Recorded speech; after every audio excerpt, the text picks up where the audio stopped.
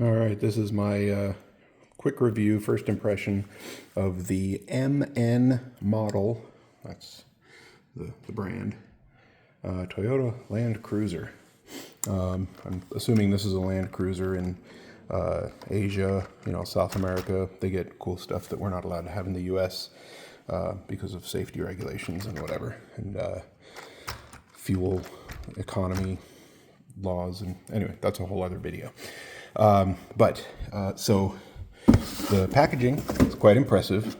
I always wonder when companies spend, money on packaging, how cheaper the product could have been, how much cheaper it could have been if they didn't. But it's still nice to get, something that's in nice quality packaging. It says that this is Toyota official licensed product, but it's also made in China. And I don't know a lot about China, but I know that they're not really concerned about intellectual property.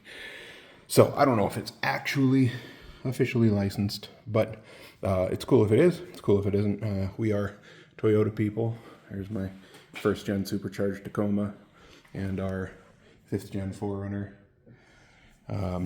So the reason that I got this was because my daughter is getting to the age where we're taking her out and teaching her how to drive, let her drive around the neighborhood. And she was, struggling a little bit with the parallel parking and the, close quarters maneuvering stuff. And so I was trying to explain to her when we got home, that just because you point your front wheels here, the back wheels don't follow the front wheels. They go in a smaller arc.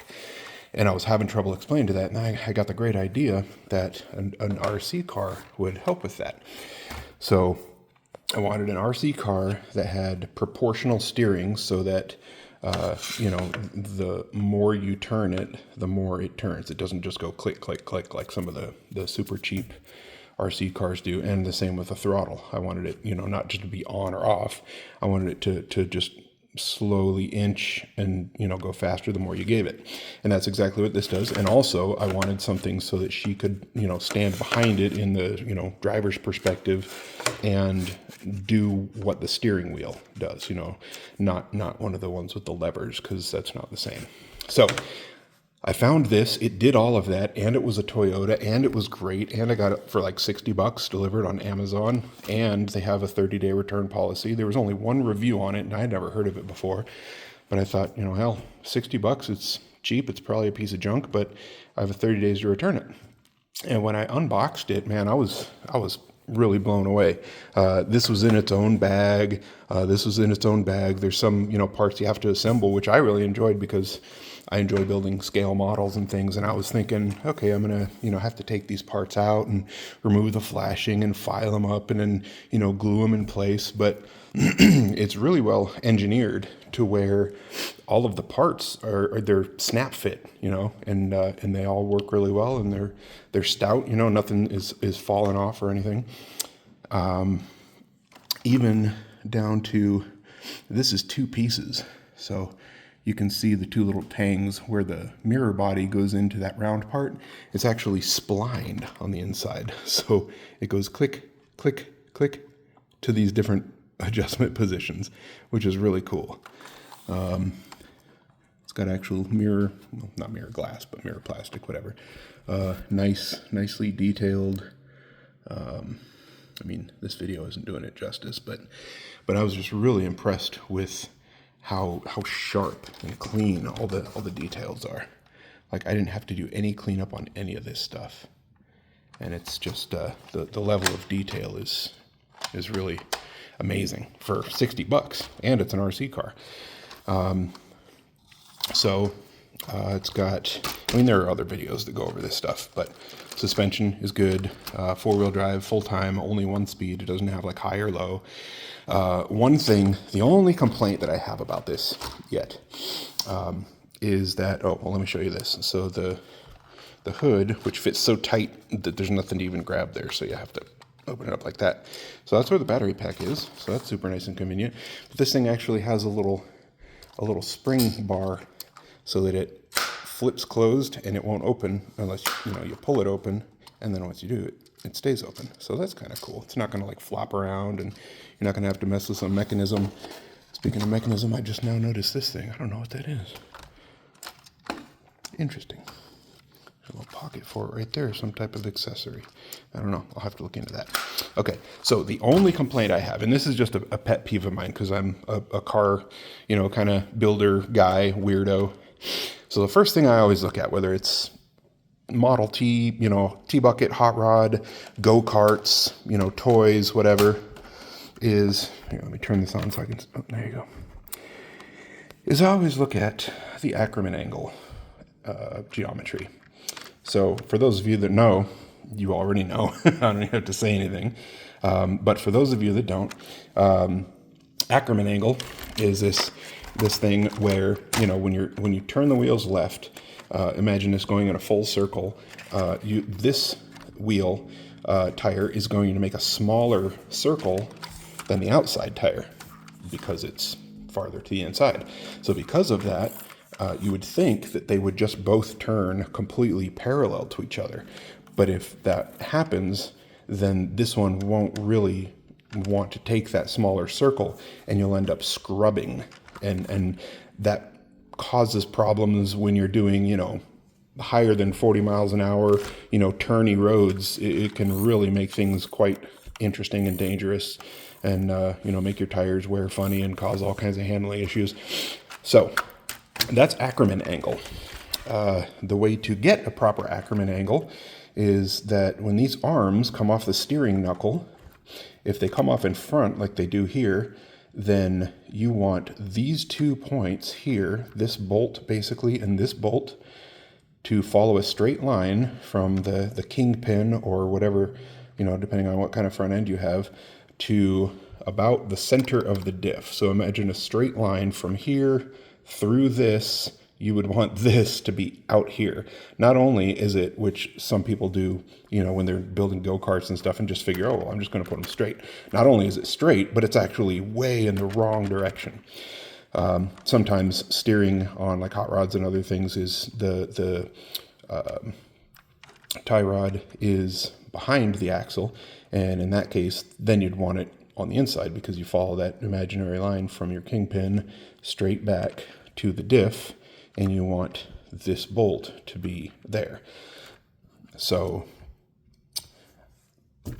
that was one disappointment. That's my nerd guy disappointment. As soon as I turned it over, I was like, man, because everything else, like the U-joints and everything, they got little slip joints in the middle of the drive shafts and everything.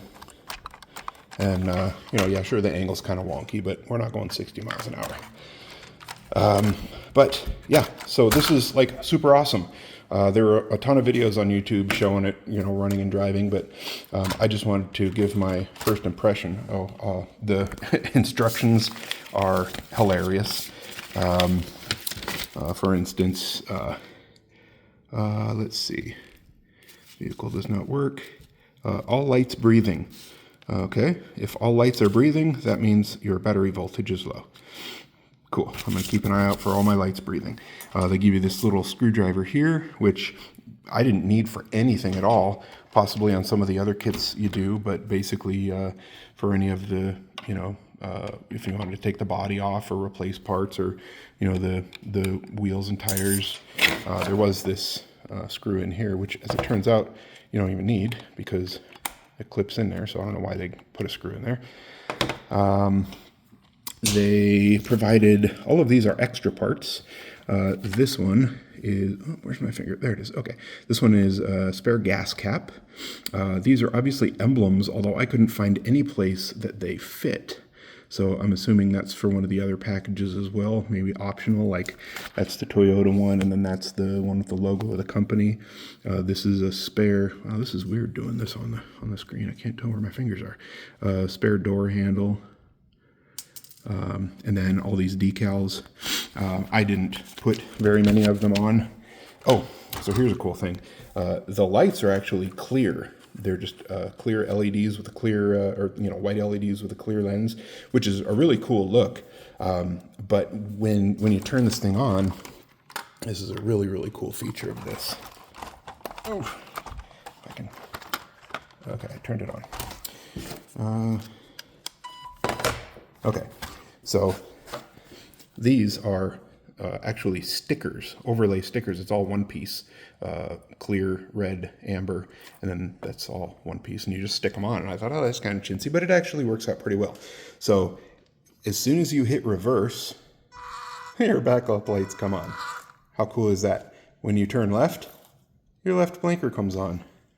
When you turn right, your right blinker comes on. It's not like an extra switch. They just integrated it into the steering. How cool is that? And then, of course, you've got your headlamps up here. I